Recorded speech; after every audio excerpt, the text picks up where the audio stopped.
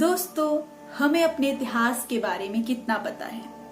क्या जानते हैं आप हिंद की चादर के बारे में?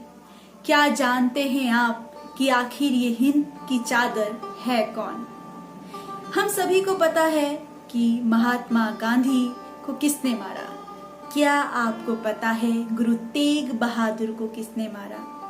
नहीं दोस्तों, ऐसे कई इतिहास के पन्ने हैं, ऐसे पन्ने जिनको पढ़ने के बाद हमारा दिल गदगद उठता है, हमारे जो नसें हैं उसमें जोश आ जाता है। ऐसी वीरता, ऐसा पराक्रम जिसे सुनने के साथ साथ, पढ़ने के साथ साथ, जानने के साथ साथ हमारे रोंगटे खड़े हो जाते हैं। हमारे इतिहास में ऐसे महान योद्धा है जिनकी खबर हमें नहीं है, ऐसे महान योद्धा जिन्होंने अपने परिवार तक को बलिदान कर दिया हमारी रक्षा के लिए, लेकिन हमें इनकी खबर नहीं।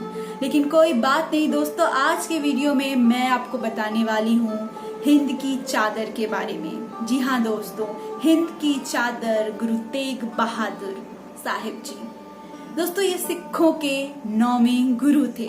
आज के वीडियो में मैं आपको बताने वाली हूँ कि क्यों सिखों के 9वें गुरु तेग बहादुर साहिब जी को हिंद की चादर कहा जाता है। तो चलिए आज का वीडियो शुरू करते हैं और आप सभी का बहुत बहुत स्वागत है मेरे YouTube चैनल हिंदी भाषी में।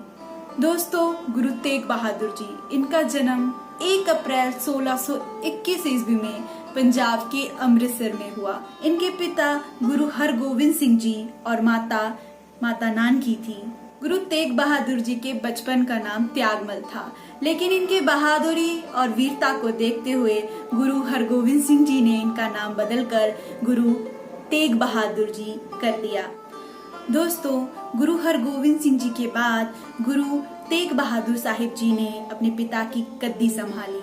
इनका विवाह माता गुजर कौर से हुआ, जिनसे इनको बाला प्रीतम नाम के एक संतान की प्राप्ति हुई।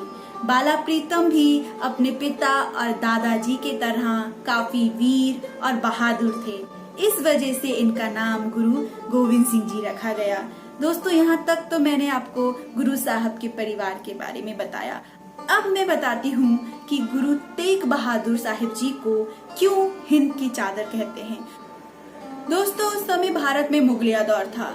भारत में औरंगजेब का शासन था और औरंगजेब कैसा राजा है, मुझे इसके बारे में आपको ज्यादा बताने की आवश्यकता नहीं है। औरंगजेब एक बहुत ही कट्टर राजा था। उसका मानना था कि जो व्यक्ति इस्लाम को मानता है वो व्यक्ति को ही इस दुनिया में रहने का अधिकार है। जो व्यक्ति इस्लाम धर्म के अलावा जो अन्य धर्मों के हैं वो उन्हें काफिर मानता था। इसी वजह से उसने लोगों के धर्म बदलना शुरू कर दिया। कश्मीर उस समय पंडितों का गढ़ माना जाता था। उसने कश्मीर के सूबेदार शेर अफगान खान को कहकर कश्मीरी पंडितों का धर्म बदलने का आदेश दिया। शेर अफगान खान जबरन कश्मीरी पंडितों का धर्म बदलने लगा। जो पंडित मान जाते वो तो उन्हें बख्श देता, लेकिन जो पंडित इसका विरोध करते उनका सर कलम वो कर देता।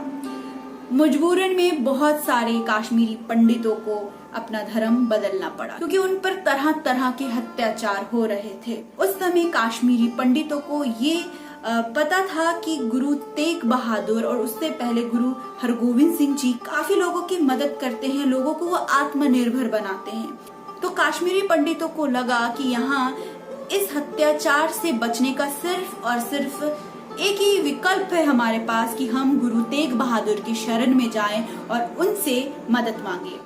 कश्मीरी पंडितों का एक जत्था गुरु तेग बहादुर साहिब जी के पास आता है और अपने साथ जो भी अत्याचार हो रहे हैं वो सारे के सारे गुरु तेग बहादुर जी के सामने वो बताते हैं। गुरु तेग बहादुर जी को ये जानकर बहुत दुख होता है और वो कश्मीरी पंडितों को आश्वस्त करते हैं कि जाओ उस औरंगजेब से कह दो कि अगर उसने गुरु तेग बहादुर को इस्लाम धर्म कबूल करवा दिया तो ये सारे के सारे कश्मीरी पंडित भी खुद ब खुद इस्लाम धर्म कबूल कर लेंगे। जी हाँ दोस्तों, गुरु तेग बहादुर साहिब जी ने काश्मीरी पंडितों की मदद की। उन्होंने कहा कि अगर औरंगजेब गुरु तेग बहादुर को इस्लाम धर्म कबूल करा देता है तो जितने भी काश्मीरी पंडित हैं वो खुद ब खुद इस्लाम धर्म अपना लेंगे।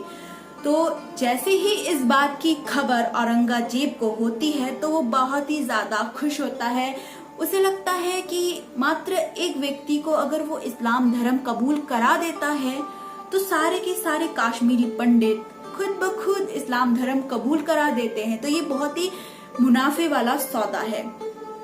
गुरु तेग बहादुर जी अपने प्रिय 5 शिष्यों को लेकर, सेवकों को लेकर आनंदपुर साहिब से दिल्ली रवाना होते हैं। वो रास्ते में लोगों की मदद करते हुए दिल्ली की ओर बढ़ रहे होते हैं।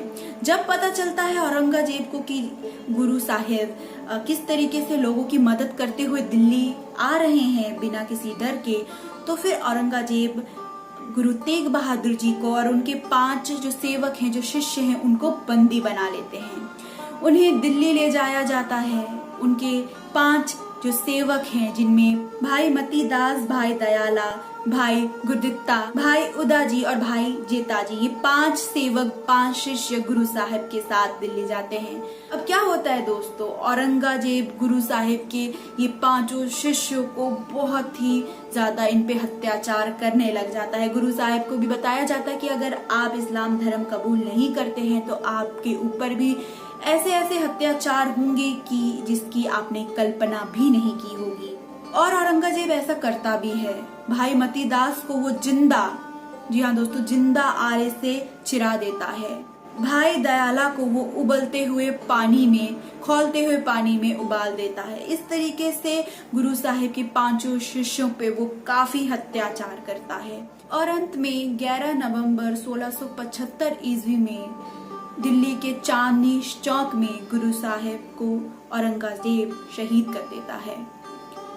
आज अगर आप दिल्ली जाएंगे तो आपको गुरुद्वारा शीशगंज देखने को मिलेगा, जो गुरु साहिब की शहादत की याद में बनाया गया है।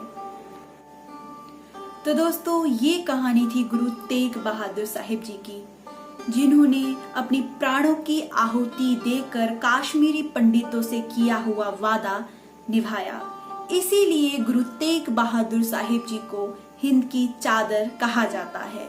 इतना ही नहीं दोस्तों, गुरु तेग बहादुर साहिब जी के बाद उनके पूरे परिवार ने किस तरीके से शहादत दी, इसकी कहानी भी मैं आपको जल्द बताऊंगी।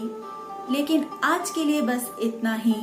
वीडियो कैसा लगा कमेंट सेक्शन में जरूर बताइएगा। वीडियो को लाइक कीजिए और चैनल में नए हैं तो चैनल को सब्सक्राइब करना ना भूलें। आज के लिए बस इतना ही। धन्यवाद।